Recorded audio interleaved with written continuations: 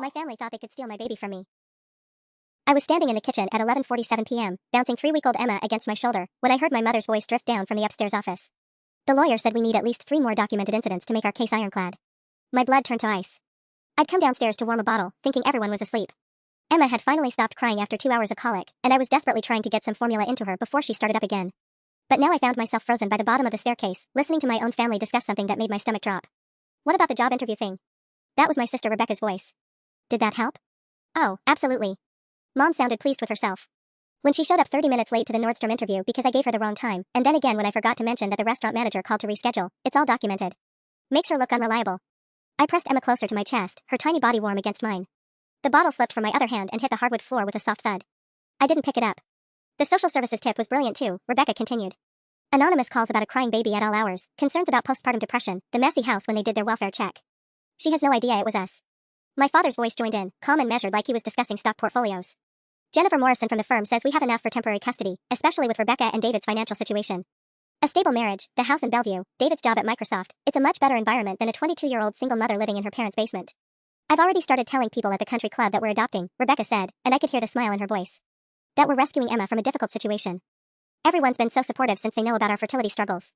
The room spun around me. These people, my parents, my older sister, had been systematically sabotaging my life for weeks. Every missed opportunity, every moment I'd felt like I was failing as a new mother, every time I'd wondered why everything seemed to go wrong, it was them. The custody hearing is set for next Friday, Mom continued. Jennifer says judges almost always favor stable, married couples over young single mothers, especially when there's documented evidence of instability. We'll have Emma home by the weekend. Home like she wasn't already home with me, her actual mother. Emma stirred against my shoulder, making the soft snuffling sounds that usually melted my heart. Tonight they just reminded me how much I had to lose. These people who were supposed to love and support me had spent the last month building a legal case to steal my daughter. They'd sabotaged job interviews, called social services on me, and God knows what else, all while smiling to my face and offering to help with the baby. I backed away from the stairs slowly, my socks silent on the floor. Emma's diaper bag was by the front door where I'd left it after her pediatrician appointment that afternoon. My purse was on the kitchen counter. My car keys were in my jacket pocket. I had exactly 1 week before their custody hearing, and they had no idea I knew what was coming. But I wasn't going to wait around to find out what other surprises they had planned. I spent the next 3 days acting like nothing had changed. I smiled when Mom brought me tea.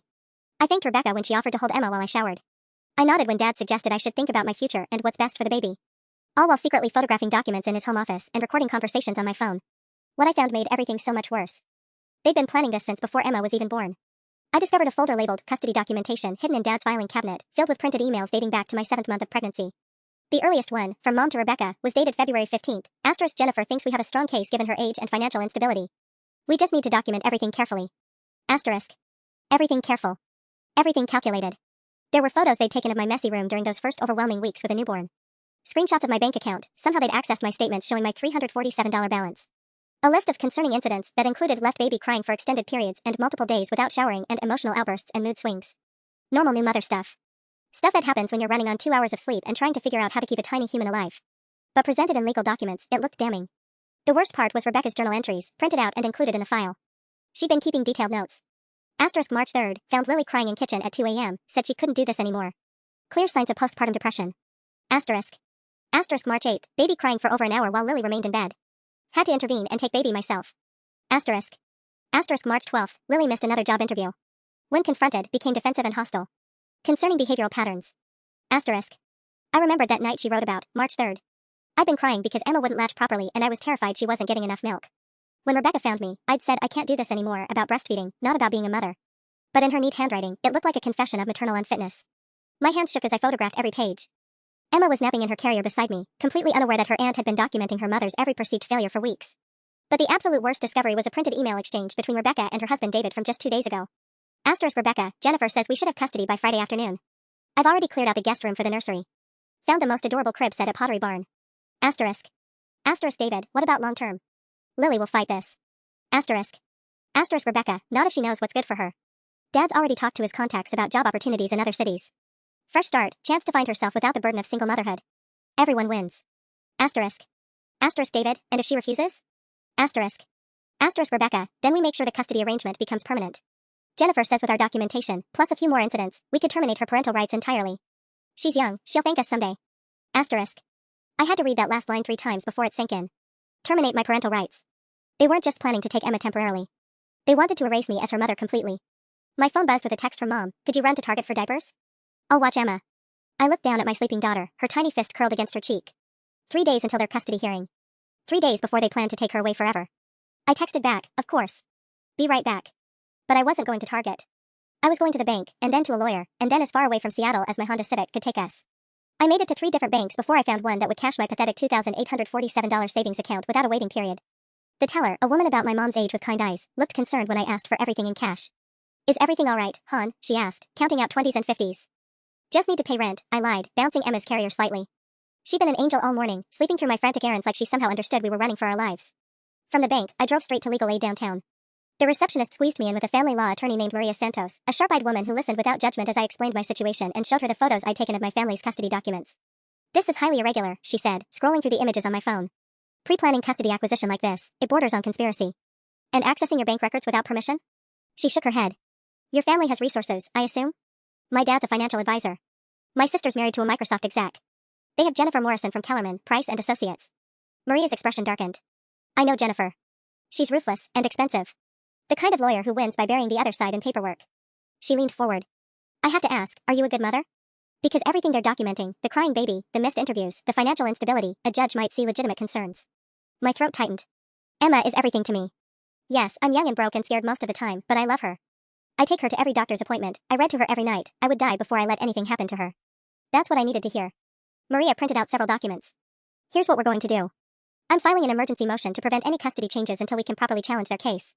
But realistically? With their resources and the documentation they've gathered, this could drag on for months. Maybe years. My heart sank. I can't afford months of legal fees. Which is exactly what they're counting on.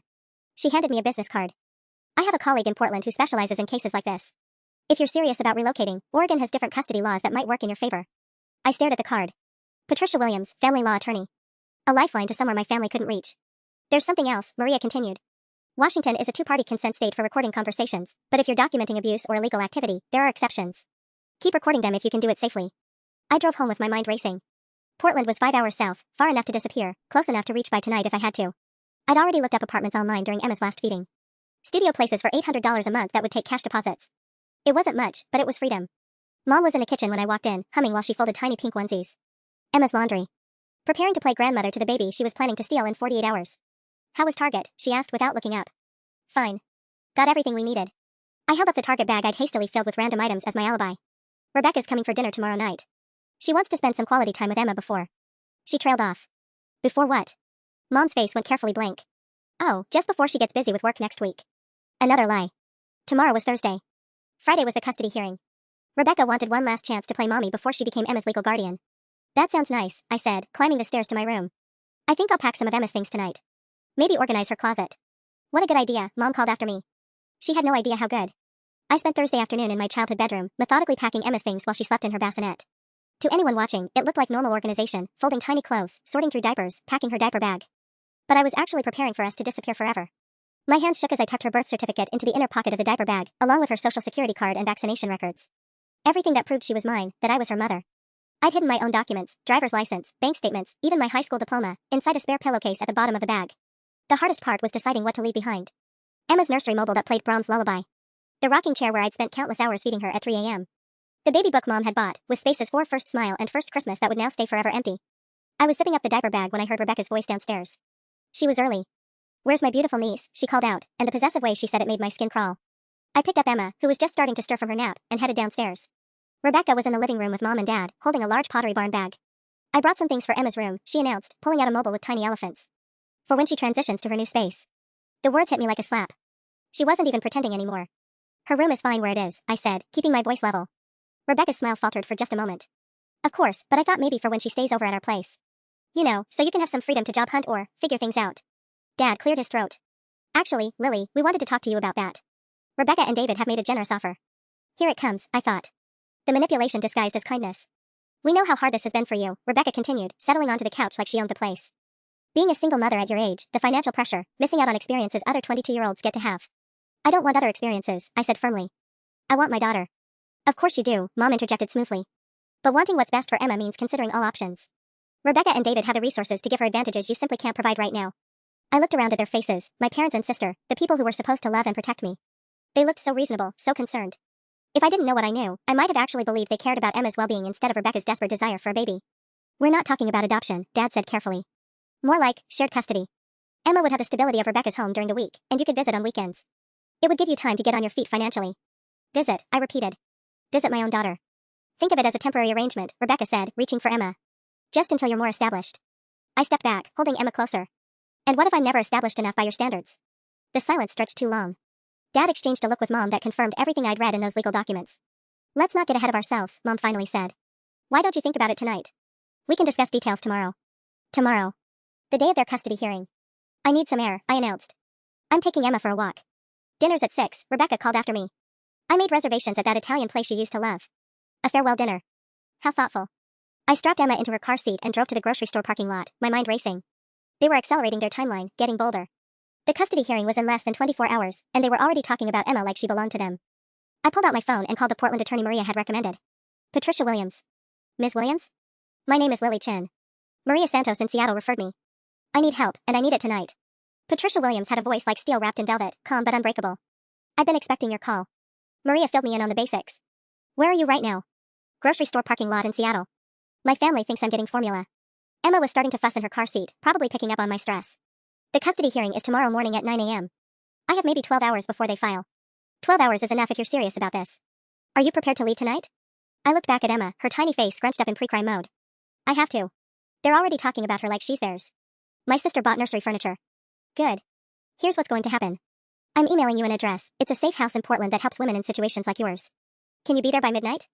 My hands were shaking as I switched the call to speaker and opened my email. 2847 Morrison Street. Got it. Bring every document you have, birth certificates, medical records, bank statements, everything. Also bring any evidence of their planning. Maria mentioned you have photos? Photos, recordings, printed emails going back months. They've been sabotaging me since before Emma was born. Perfect. We'll file emergency paperwork in Oregon first thing tomorrow morning. Once you establish residency here, Washington's custody order becomes much harder to enforce. Emma's fussing escalated to full crying. I reached back to stroke her cheek. What about money? I only have about $2,800 in cash. The safe house is free for the first week. After that, there's a network of support, childcare, job placement, housing assistance. You won't be doing this alone. I felt tears starting. For the first time in weeks, someone was offering actual help instead of manipulation disguised as concern. Ms. Chen? Are you there? Yes, sorry. Thank you. Don't thank me yet. The hardest part is still ahead. You need to go home, act normal, and wait until they're asleep. Can you do that? I thought about Rebecca's dinner reservation, about sitting across from her while she planned Emma's future in her Bellevue mansion. I can do it. One more thing, once you leave tonight, you can't contact anyone from your family.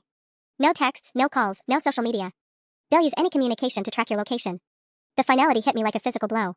My parents, Rebecca, the few friends I had left in Seattle, I was about to disappear from all their lives forever. But when I looked at Emma, now quiet again with her tiny fist pressed against her mouth, the choice became simple. I understand. Good. Drive safe, and I'll see you at midnight. I hung up and sat in the parking lot for another few minutes, watching other families go about their normal Thursday evening grocery runs. A dad pushing a cart while his toddler rode inside, giggling. A pregnant woman carefully selecting apples. Regular people living regular lives, not running from their own families in the middle of the night. But this was my reality now. Emma deserved a mother who would fight for her, even if it meant losing everything else. I bought actual formula and diapers to maintain my cover story, then drove home to face my family one last time. Rebecca's BMW was still in the driveway. Dinner at the Italian restaurant was in 2 hours. I just had to survive until they fell asleep. Then we'd drive toward our new life, leaving everything familiar behind in the rearview mirror. The hardest part would be pretending I didn't know this was goodbye.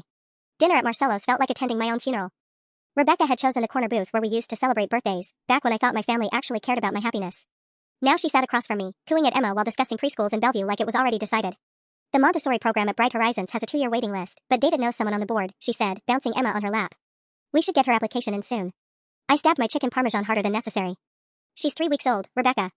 It's never too early to plan for the best opportunities, Dad interjected, cutting his veal with surgical precision. That's what separates families who succeed from those who just drift. The implication hung in the air like smoke. I was the drifter. The cautionary tale. Mom reached over to squeeze my hand. We're trying to help you see the bigger picture, sweetheart. Emma deserves every advantage. What she deserves is her mother, I said quietly. The table went silent except for the soft jazz playing overhead and Emma's contented babbling. She was being unusually good tonight, almost like she was performing for her future captors. Rebecca's grip on Emma tightened slightly. Of course she does. No one's suggesting otherwise. But love isn't always enough, Lily. Sometimes the most loving thing is admitting when you need help. I wanted to scream. I wanted to stand up and announce that I knew about their lawyers, their documentation, their Friday morning custody hearing. Instead, I smiled and nodded like the helpless child they thought I was. I've been thinking about what you said earlier, I lied smoothly. About the arrangement. Maybe some time to get established would be good. The relief that washed over their faces was almost comical. Rebecca actually relaxed her shoulders, and Dad signaled the waiter for another bottle of wine. I'm so glad you're being reasonable about this, Mom beamed. It shows real maturity.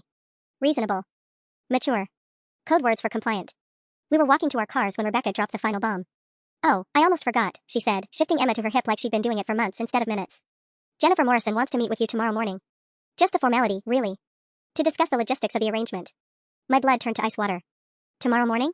9:30 at her office downtown. Nothing scary, just paperwork. Rebecca's smile was razor sharp. Mom can watch Emma so you don't have to bring her to a stuffy law office. The trap was springing shut. They wanted me at Jennifer Morrison's office at 9:30 a.m. while they were in family court at 9 a.m. filing for custody. By the time I realized what was happening, they'd already have a judge's signature. That sounds perfect, I managed. What time should I be there? 9:30 sharp, Dad said. Jennifer doesn't tolerate lateness. Rich, considering they'd been sabotaging my punctuality for weeks. I reached for Emma, and Rebecca hesitated for just a moment before handing her over. She's getting so big, she murmured, stroking Emma's cheek with one finger. Growing up so fast. Babies do that, I replied, strapping Emma into her car seat. My hands were steadier than I felt. We'll see you at home, Mom called as they got into Dad's Mercedes. Don't stay out too long, Emma needs her rest. I watched their taillights disappear around the corner, then sat in my Honda for a full 5 minutes, heart hammering. 9:30 a.m. meeting with their lawyer while they were in court. They'd planned every detail except one. I wouldn't be there. At 11:47 p.m., I carried Emma's car seat and our packed diaper bag down the stairs one final time. The house was silent, Dad snoring from the master bedroom, Rebecca's rental car gone from the driveway. She'd driven back to Bellevue to prepare Emma's new nursery. I left a note on the kitchen counter, short and simple, thank you for everything. We're going to be fine. Please don't look for us. Then I buckled my sleeping daughter into the backseat and drove toward the I-5 south on-ramp, toward Portland, toward whatever came next. In my rearview mirror, Seattle's skyline glittered like scattered diamonds. Somewhere behind us, my family slept peacefully, confident in their plan to steal my baby in 8 hours. They were going to wake up to quite a surprise. The safe house at 2847 Morrison Street looked nothing like what I'd expected. Instead of some grim shelter, it was a converted Victorian home with warm yellow light spilling from the windows and a small garden out front. Emma had slept the entire 5-hour drive, as if she somehow knew we were heading towards safety instead of away from it. Patricia Williams met me at the door, a woman in her 50s with silver-streaked hair and the kind of firm handshake that made me believe everything might actually be okay. She helped me carry our bags inside while Emma blinked sleepily in her carrier. You made good time, Patricia said, leading me to a cozy living room where another woman sat waiting. This is Sarah Chen, no relation, just a coincidence. She runs the house and will help you get settled. Sarah looked like she could be someone's favorite aunt, complete with reading glasses hanging from a chain and a thermos of coffee already poured. Welcome to Portland, honey. I know this wasn't the way you planned to arrive. I sank into an overstuffed armchair, Emma's carrier at my feet, and felt the first real safety I'd experienced in weeks. They have no idea we left. They're expecting me at their lawyer's office in about 9 hours. Patricia pulled out a laptop and a stack of papers. Which gives us a narrow window to establish a residency here and file our own emergency motions. I need you to walk me through everything, the sabotage, the secret meetings, the documents you photographed. For the next 2 hours, I laid out the entire conspiracy while Emma slept and Sarah made sandwiches none of us had time to eat. Patricia's expression grew darker as I showed her the photos on my phone, Rebecca's journal entries, the custody timeline, the email about terminating my parental rights. This is actually worse than Maria described, Patricia muttered, scrolling through screenshots. Pre-planning custody theft like this, your father could face serious legal consequences. And accessing your bank records without authorization is a felony. What about Emma?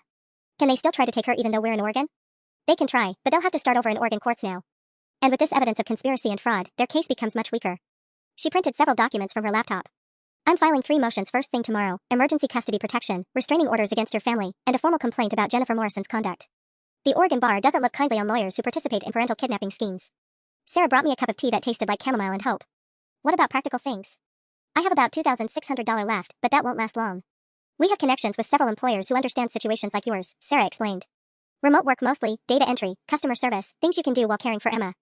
And there's a daycare 2 blocks away run by a woman who's helped dozens of mothers like you. Mothers like me. I wasn't the first woman who'd had to run from her own family to protect her child.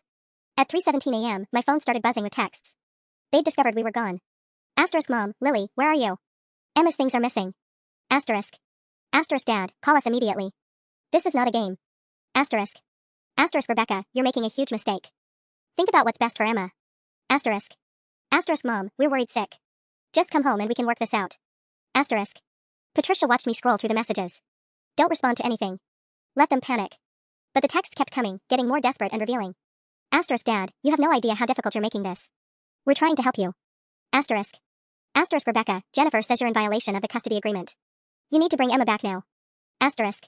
Asterisk mom, your father has connections everywhere. You can't hide from us. Asterisk. I stared at that last message, my blood running cold.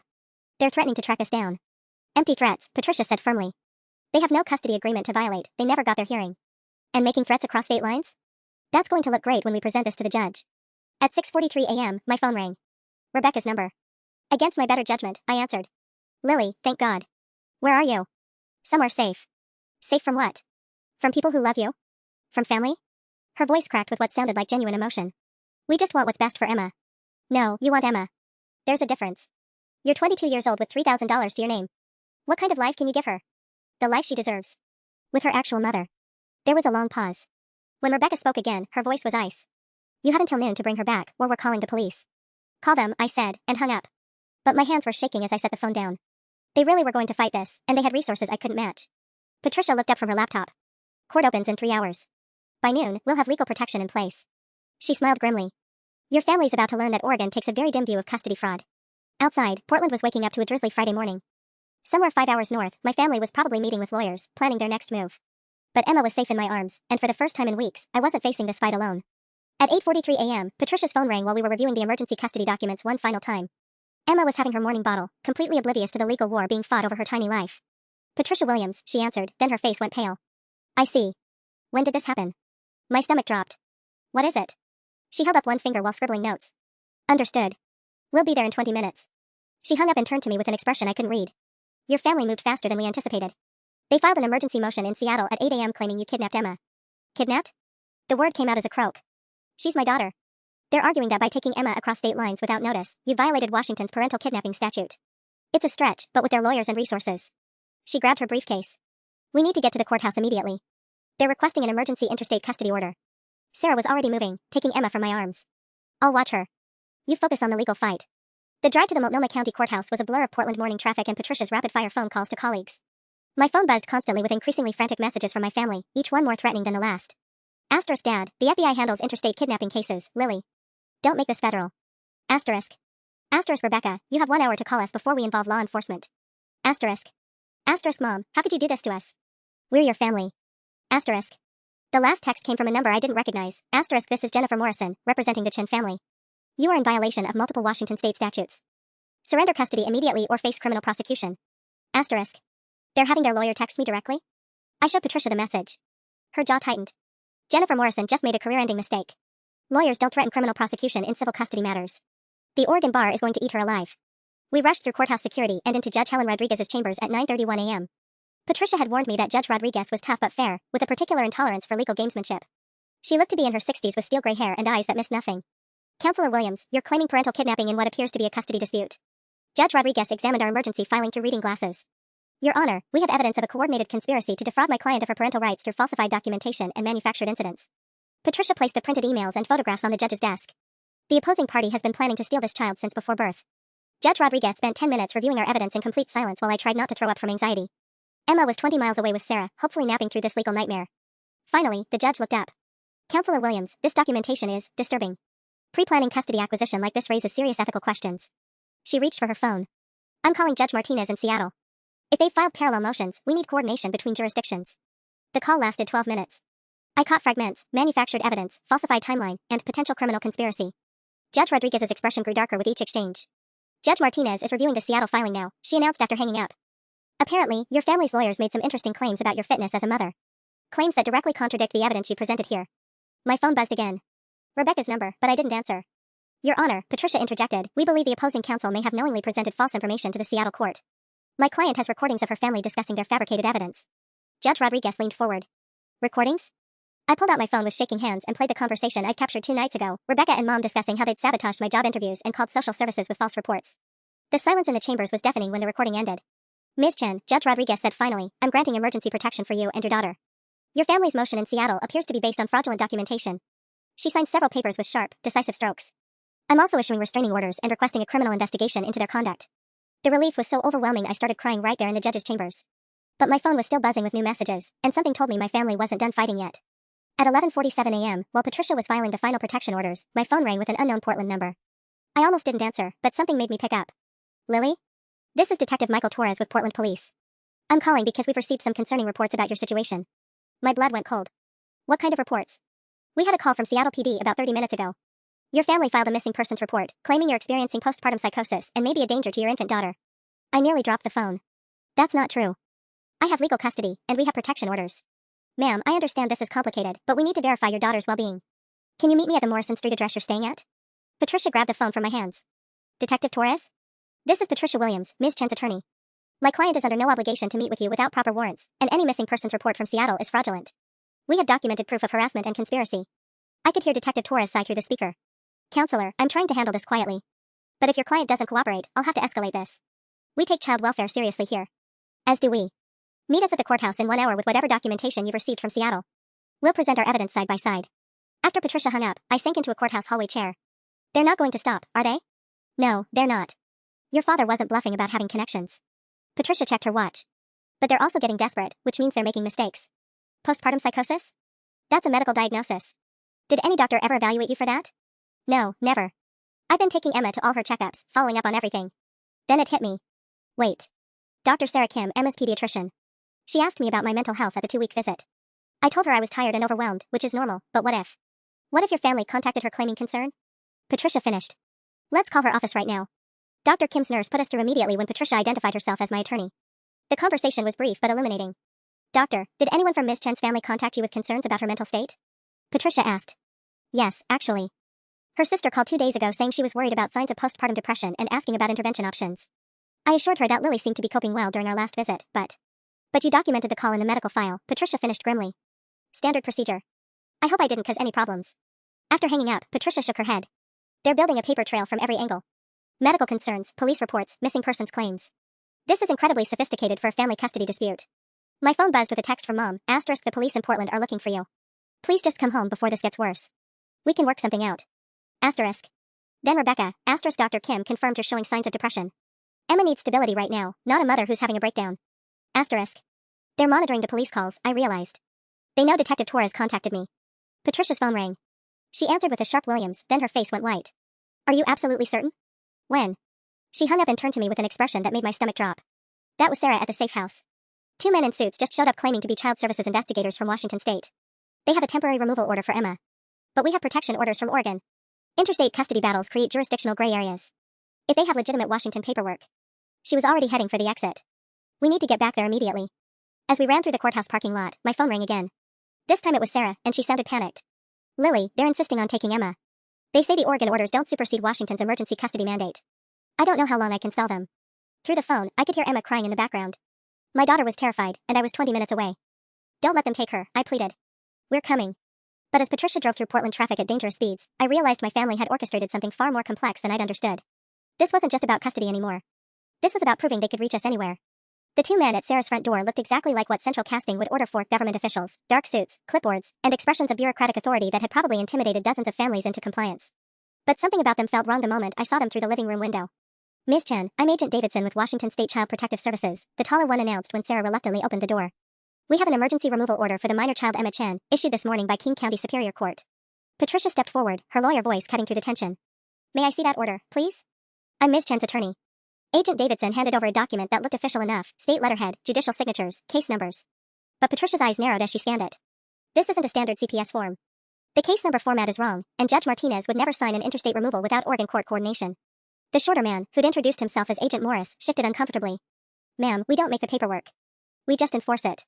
The child needs to come with us for evaluation. Evaluation for what? I demanded, moving protectively toward Emma's carrier. She was still crying, that sharp newborn wail that meant she was either hungry or picking up on everyone else's stress. Reports indicate possible neglect and maternal instability. Standard procedure in cases like this. That phrase again, cases like this. As if young mothers fleeing family manipulation was some kind of epidemic these fake agents dealt with regularly. Patricia pulled out her phone. I'm calling King County Superior Court right now to verify this order. She dialed while maintaining eye contact with Davidson. Yes, this is Attorney Patricia Williams. I need to verify an emergency removal order allegedly issued this morning, case number.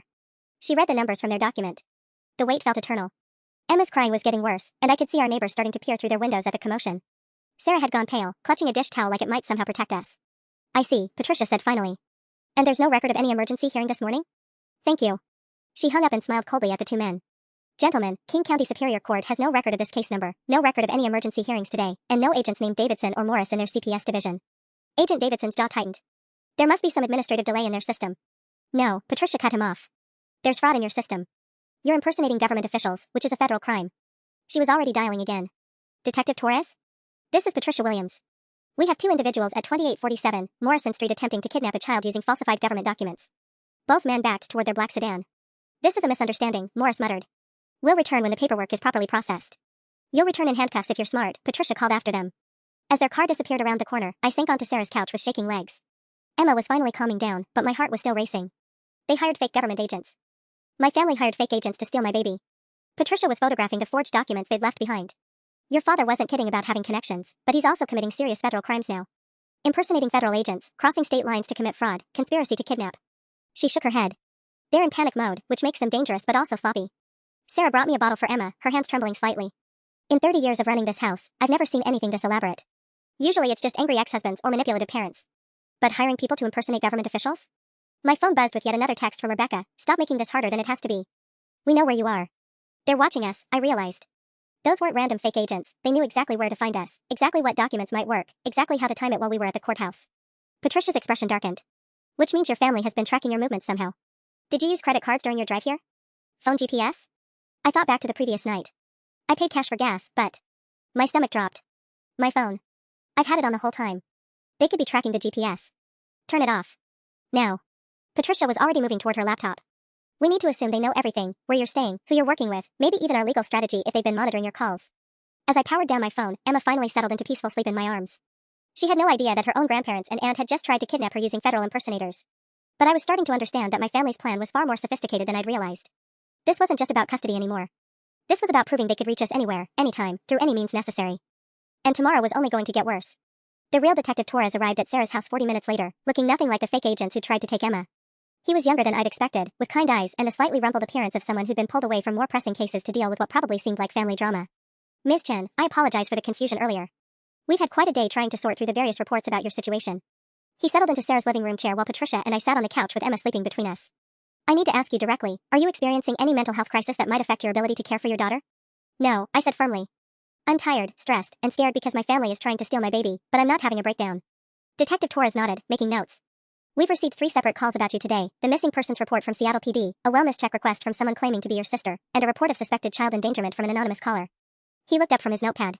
The thing is, all 3 calls contained identical language about postpartum psychosis and immediate intervention. Almost like someone was reading from a script.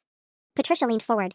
Detective, we believe Ms. Chen's family has been orchestrating a campaign of harassment across multiple jurisdictions. The fake CPS agents were just the latest escalation. About that, Detective Torres said, we ran the plates on that black sedan. It's registered to Apex Private Investigations out of Seattle. High-end firm that usually handles corporate espionage and wealthy divorce cases. My blood turned to ice. My father hired private investigators to impersonate federal agents? Looks that way. We're coordinating with Seattle PD and the FBI on that. Impersonating federal officials is serious business. He checked his watch. But right now, I'm more concerned about your immediate safety. If your family is willing to hire people to attempt kidnapping, they might escalate further.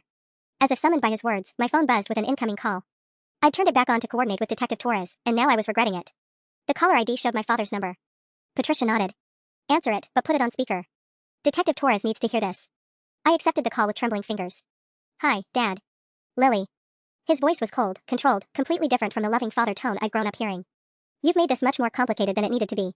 I'm protecting my daughter. You're deluding yourself. Did you really think you could disappear to Portland and we wouldn't find you within hours? He paused, and I could hear papers rustling in the background. David Morrison's law firm has offices in 12 states, including Oregon. Rebecca's private investigator located you before midnight. We know about the safe house, about Patricia Williams, about your pathetic little emergency motions. Detective Torres was scribbling frantically, recording everything. The fake government agents were illegal, Dad. You could go to prison.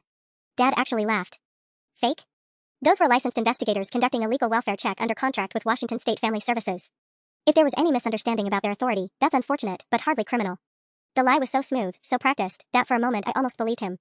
This was what I'd been up against my entire life, manipulation so sophisticated it felt like truth. Here's what's going to happen, Dad continued. You have until 6 p.m. tomorrow to return to Seattle with Emma. Voluntarily. If you don't, we'll file federal kidnapping charges under the Parental Kidnapping Prevention Act. Interstate flight with a minor child, interference with custody proceedings, violation of Washington state jurisdiction. We have Oregon protection orders, I protested. Which will be overturned by Monday morning when Judge Martinez reviews the complete psychiatric evaluation we've commissioned. Dr. Elizabeth Hartwell is a respected forensic psychologist who specializes in postpartum disorders. She's prepared to testify that based on your recent behavior pattern, you pose a clear danger to Emma's well-being. Patricia grabbed the phone. This is Patricia Williams, and you just threatened federal prosecution in a civil matter while describing conspiracy to commit perjury. I hope you realize this conversation is being recorded. The line went silent for several seconds. When Dad spoke again, his voice was pure ice. Counselor Williams, you're representing a client with no financial resources against a family with unlimited legal budget and connections in both Washington and Oregon state government. Ask yourself if this is really the hill you want your career to die on. Then he hung up. Detective Torres finished his notes and looked up at us grimly.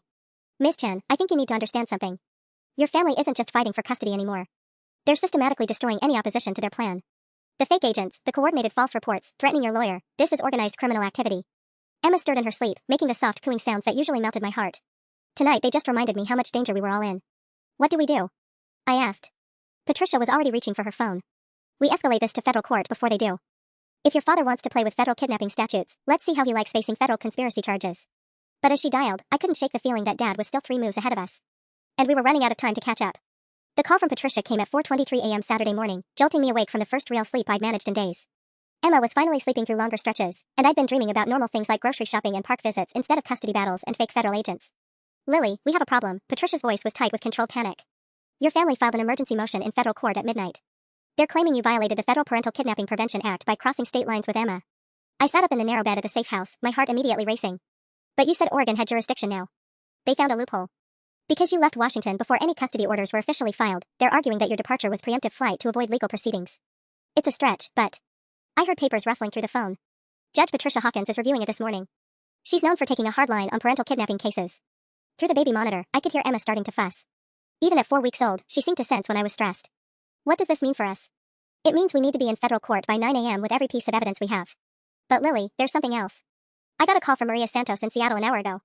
Your family's private investigator contacted 3 of my previous clients, offering them money for information about my case strategies. The room felt like it was spinning. They're investigating you now? They're trying to discredit me. If they can prove I have a pattern of helping mothers flee jurisdiction or that I've coached clients to make false abuse allegations, it undermines our entire case. Patricia's voice carried an edge I'd never heard before. Your father wasn't kidding about unlimited resources. I padded to Emma's crib and picked her up, her tiny body warm and solid against my chest. She was the only real thing in this nightmare of legal maneuvers and manipulation tactics. Patricia, if they're targeting you because of me, don't even think about firing me, she cut me off firmly. I've been doing this for 15 years, and I've never seen a family weaponize the legal system this systematically. We're not backing down.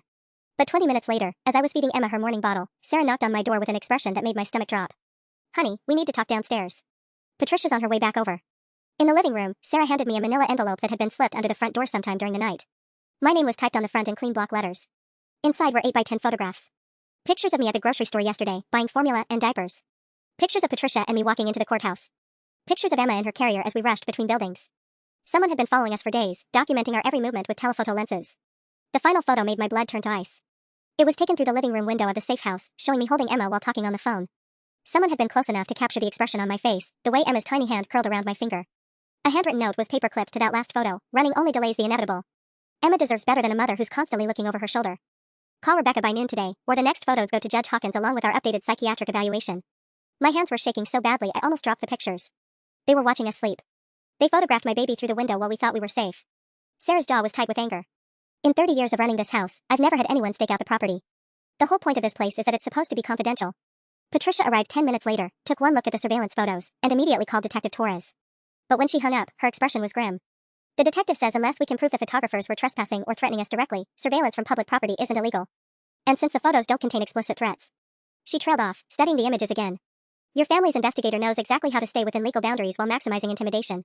Emma had fallen back asleep in my arms, completely unaware that her own relatives had hired people to stalk her through windows. I looked down at her peaceful face and felt something harden in my chest.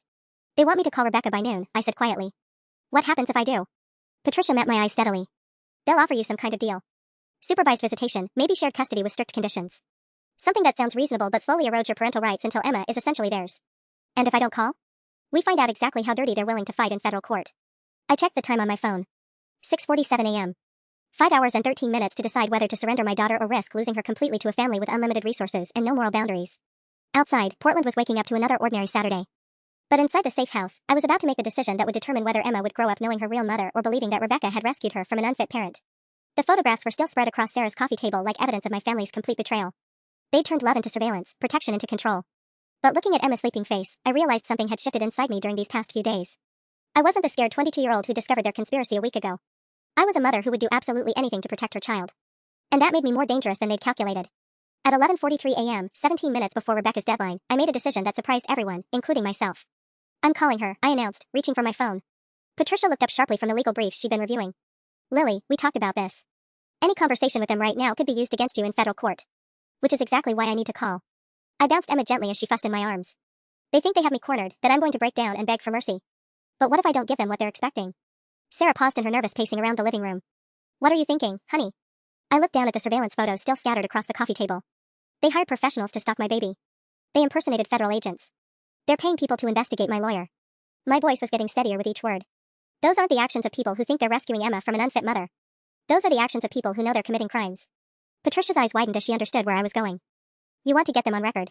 I want Rebecca to tell me exactly what they're planning, in her own words, while you record everything. I checked the time. She's expecting me to be desperate right now. Scared and ready to negotiate. What if instead, I sound like someone who's been building a federal case against them? My phone rang before I could call Rebecca. Her number flashed on the screen like she'd been watching the clock as carefully as we had. I answered on speaker. Hi, Rebecca. Oh, thank God, Lily. I was so worried you wouldn't call. Her voice had that syrupy concerned sister tone that used to make me feel guilty for disappointing her. Now it just sounded calculated. This whole situation has gotten so out of hand. Has it? I kept my voice neutral, almost curious. Because from where I'm sitting, everything seems to be going exactly according to your plan. A pause. What plan? Lily, we're just trying to help. The plan you started making in February, when you first contacted Jennifer Morrison about filing for custody. The plan that involved sabotaging my job interviews and calling social services with false reports. I watched Patricia scribble notes while holding her recording device closer to the phone. The plan that included hiring private investigators to photograph my baby through windows. Rebecca's voice shifted, losing some of its fake warmth. You're being paranoid. The stress of new motherhood can make you imagine. I'm not imagining the email you sent David about clearing out your guest room for Emma's nursery. I'm not imagining your journal entries documenting my concerning behavior patterns. And I'm definitely not imagining the two men who showed up here yesterday with forged CPS credentials. The silence stretched long enough that I wondered if she'd hung up. When Rebecca finally spoke, her voice was completely different, cold and sharp like our father's. Fine. You want to do this the hard way? Judge Hawkins is reviewing our federal filing right now. By Monday morning, you'll be facing kidnapping charges that carry a 5-year prison sentence. Emma will be placed in emergency custody with us while you fight felony charges with a public defender. Will she? I asked calmly. Because I've spent the last week documenting your conspiracy to commit fraud, impersonation of federal officers, interstate stalking, and about 6 other felonies. I'm actually looking forward to explaining to Judge Hawkins how you hired private investigators to surveil a federal safe house. Another long pause. Patricia was grinning now, giving me a thumbs up. You have no idea what you're up against, Rebecca said finally. Dad has connections you can't even imagine. People who owe him favors in places that matter. Are you threatening to use government corruption to steal my baby? Because I really hope you are. This call is being recorded and Detective Torres is very interested in your family's approach to the legal system. The line went dead. Patricia stopped the recording and looked at me with something like admiration. That was either brilliant or completely insane. Probably both, I admitted, my hands starting to shake now that the adrenaline was fading. But at least now we know exactly who we're fighting. The federal courthouse in Portland felt like a cathedral of justice at 8:47 a.m. Monday morning, all marble columns and echoing footsteps. But sitting in the gallery behind Patricia, watching Judge Patricia Hawkins review our case files with the intensity of a surgeon examining x-rays, I felt more like I was waiting for my own execution. Emma had been fussy all morning, as if she could sense the tension radiating from every adult around her. Now she slept peacefully in her carrier beside me, completely unaware that the next hour would determine whether she'd grow up knowing her real mother or believing Rebecca's carefully constructed lie about rescuing her from an unfit parent. The federal government takes parental kidnapping very seriously, Judge Hawkins announced, her voice carrying easily across the courtroom. Ms. Chen, you removed your daughter from Washington State while custody proceedings were pending. That action falls under federal jurisdiction regardless of your motivations. My heart sank. This was exactly what Dad had predicted. But Patricia stood calmly, her voice steady and professional. Your Honor, no custody proceedings were pending when my client left Washington. The opposing party filed their initial motion after my client had already established residency in Oregon. More importantly, we have evidence that their entire case is built on documented fraud. She placed a thick folder on the judge's desk. Exhibit A contains recordings of the opposing party discussing their systematic sabotage of my client's employment opportunities. Exhibit B documents their coordination with private investigators to file false reports with social services.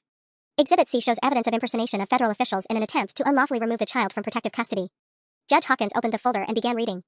The courtroom was silent except for the soft hum of fluorescent lights and Emma's peaceful breathing. Jennifer Morrison, Rebecca's lawyer, stood from the opposing counsel table. She looked exactly like what Central Casting would order for intimidating corporate attorney, steel gray hair pulled into a perfect bun, a suit that probably cost more than my car, and the kind of confidence that came from never losing. Your Honor, Ms. Chen's evidence consists primarily of out-of-context recordings and misinterpreted family discussions. The Chen family has legitimate concerns about a 22-year-old single mother with no stable income, no permanent housing, and documented signs of postpartum depression. Documented by whom? Judge Hawkins asked sharply. Dr. Elizabeth Hartwell conducted a comprehensive evaluation based on behavioral observations and medical records. Her report concludes that Ms. Chen exhibits classic symptoms of postpartum psychosis and poses a potential danger to the child. Patricia was back on her feet immediately. Your Honor, Dr. Hartwell never examined my client in person. Her evaluation is based entirely on information provided by the opposing party, the same people who admit to fabricating incidents and filing false reports. Is this true, Counselor Morrison? Judge Hawkins looked over her reading glasses with the expression of someone who'd caught a witness lying. Jennifer Morrison's composure faltered for just a moment. Dr. Hartwell is a respected forensic psychologist who specializes in remote assessments in cases where direct evaluation isn't feasible due to geographic complications. Geographic complications caused by your client's illegal surveillance and harassment, Patricia shot back. Your Honor, we also have evidence that Counselor Morrison's firm hired private investigators to intimidate my client and interfere with her legal representation. Judge Hawkins held up one hand for silence, then spent another 10 minutes reviewing documents. When she finally looked up, her expression was thunderous. Counselor Morrison, I practiced law for 23 years, and I've never seen such a systematic abuse of legal process. Your clients didn't just interfere with Ms. Chen's custody rights, they appear to have orchestrated an elaborate conspiracy to manufacture evidence of unfitness. But Jennifer Morrison wasn't finished fighting. Your Honor, regardless of the family's methods, the core issue remains Emma's well-being. Ms. Chen has no stable housing, no reliable income, no support system outside of this shelter arrangement. Which brings me to my final point, Judge Hawkins said, and something in her tone made my blood run cold. Ms. Chen, while I find your family's conduct reprehensible, the court must consider practical realities. How do you propose to support your daughter long-term? The question hung in the air like a sword over my head. Because the truth was, I had $1,847 left in cash, no job prospects, and no family support. Emma deserved better than a mother who was always one crisis away from homelessness.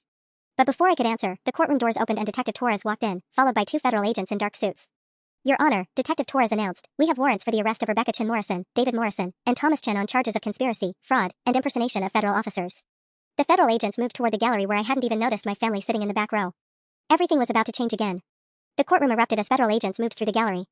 I watched in stunned silence as my father stood slowly, his face pale but maintaining that controlled composure he'd perfected over decades of business meetings.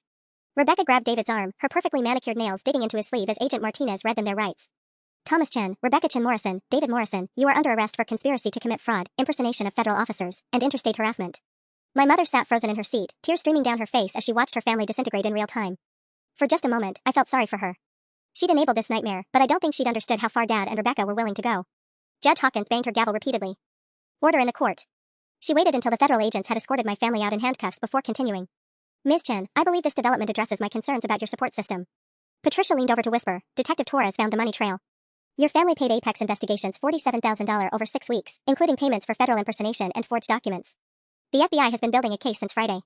Jennifer Morrison was frantically packing her briefcase, clearly calculating how quickly she could distance herself from her now radioactive clients. But Judge Hawkins wasn't done with her yet. Counselor Morrison, I'm referring this case to the Oregon Bar Association for investigation. Knowingly presenting fraudulent evidence is grounds for disbarment. Her voice could have frozen nitrogen. You have 30 days to file an explanation for your conduct. I looked down at Emma, who was stirring awake in her carrier. She blinked up at me with those perfect dark eyes, completely unaware that she'd just been officially, permanently, legally mine. No more custody battles. No more legal threats. No more surveillance photos or fake government agents. Your Honor, Patricia said, given the circumstances, we request immediate dismissal of all custody motions and confirmation of Ms. Chen's parental rights. Granted. Judge Hawkins signed several documents with decisive strokes. Ms. Chen, I'm also issuing permanent restraining orders against your family members and approving your relocation petition. Oregon has full jurisdiction over any future custody matters. As we gathered our papers, I felt something I hadn't experienced in months, actual safety. Emma made her soft cooing sound and grabbed my finger with her tiny fist, and for the first time since her birth, I could look at her without fear that someone was planning to take her away. Outside the courthouse, Detective Torres handed me a business card. Ms. Chen, the federal prosecutor wants to discuss your testimony for their trial. Your recordings and documentation are going to be crucial evidence. Will I have to see them again? I asked. Not if you don't want to. Video testimony is an option. He smiled grimly. Your family's looking at serious prison time. Conspiracy charges alone carry up to 10 years. 6 months later, I got a letter forwarded through Patricia's office. Rebecca had pled guilty to avoid trial and received 3 years federal prison. Dad got 5 years for orchestrating the conspiracy. David received 2 years probation and community service for his minor role. The letter was from my mother, asking if she could send birthday gifts for Emma. I read it twice, then filed it away unanswered. Maybe someday, when Emma was older and could understand the whole story, we'd decide together whether to let her grandmother back into our lives. But for now, it was just us. Emma crawling around our small Portland apartment, babbling at her toys while I worked remotely for a tech company that valued skills over age. Normal problems like teething and daycare waiting lists instead of custody battles and federal investigations. My family had thought they could steal my baby from me. They'd underestimated how fierce a mother's love could be, and how far I'd go to protect what was mine. Emma was mine. She'd always been mine. And now, finally, legally and permanently, no one could ever take her away again.